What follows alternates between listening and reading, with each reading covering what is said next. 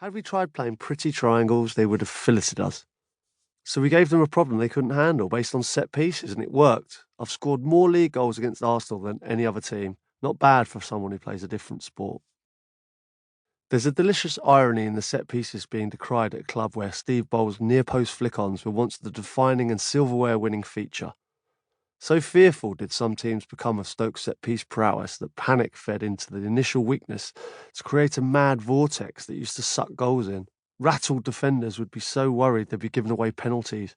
Teams terrified of Delap would concede corners rather than face another one of his throw-ins. We made everything take so long. On every free kick, even from ones within our own half, we would rumble Shawcross and Robert Huth forward into the opposition penalty box like wrecking balls. The body language of the opposing defenders would collapse as they trundled up. I remember Reading's Joby McAnuff sighing as he tried to mark me upon our 11th corner. I've spent 12 seasons trying to get into the Premier League, and now we have, I find out it's like being back in League One. You can work on your formation and your team selection all you like. You can play the most beautiful passing football. If you can't cope with set pieces, you'll get beaten. When I was in the under-16 Spurs team, we played our equivalents at Barcelona. They were amazing. I'd never seen a performance like it. Every single one of them, from the striker to the left-back to the goalkeeper, could play. We were Spurs, we were decent. Against them, we looked ordinary.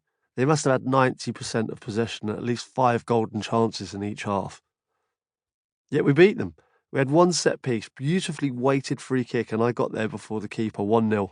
They couldn't believe it. They considered it sacrilege, an insult, an outrage. We laughed all the way back to North London. Sometimes at Stoke, we used to come off the pitch at the final whistle and say, how the hell have we won that? We'd defended for 89 minutes, worked one brilliant free kick and a cunning corner routine and walked off 2-0 winners. Daylight robbery in stylistic terms, entirely right under the rules of football. Much like the 50-50 tackle, we love the formal set piece in Britain for exactly this reason. It's a chance for the committed to outwit the gifted. It's something to look forward to. You don't want to rush it, which is why the quick free kick is greeted with such dismay. In Spain, they just want to restart the game as quickly as possible. A 5-yard pass sideways, let's crack on. Instead, we say, everyone hold on a minute, let's get the big dogs up. Let's do it all as slowly as possible to ramp up the tension. Few other nations go as berserk for a simple corner as we do. If a cross ricochets off the fullback's leg from a cross and the linesman points to the corner flag, we react like it's worth half a goal. Yes, a fucking corner. If a pass is played into the winger in exactly the same position that you take a corner from, it's barely a murmur. We need the official awarding of the set piece to get us going. I understand this.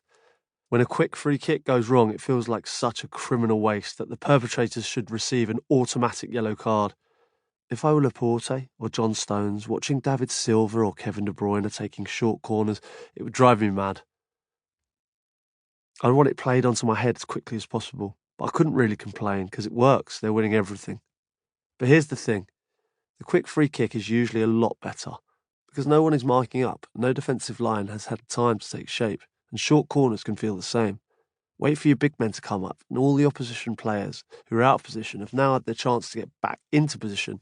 It's literally the worst time of all to attempt to score. I set up a goal for Michael Owen on my England debut by taking a quick free kick. I looked up, I saw a gap, and I sent him through. International career up and running. The only issue I have with the quick one is when you're still on the ground having been fouled, and in your keenness to take it, you end up trying to kick the ball while you have one hand on it to stop it from rolling and one knee on the ground. For a man of 6'7", it's not very becoming. Even a kick-off is a set piece, and it used to be one of my favourites. When you had a strike partner, it was an opportunity to be bullish at the start of the match. Feeling good today, mate. Make sure you play me in, yeah? And to cane your defence when they had just conceded.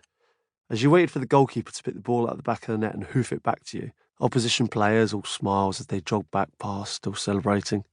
And the two of you used to whinge like a pair of cantankerous old pensioners. What the hell are we playing with here? We're running around like idiots and these fucking clowns keep conceding. We carry this team. Without our goals, they'd be out of a job. Now that only one man is required for a restart, it's all changed. You no longer have the fellow striker but 2 attacking wide men. It's lonely. Those wide men aren't really your mates, not in the same way.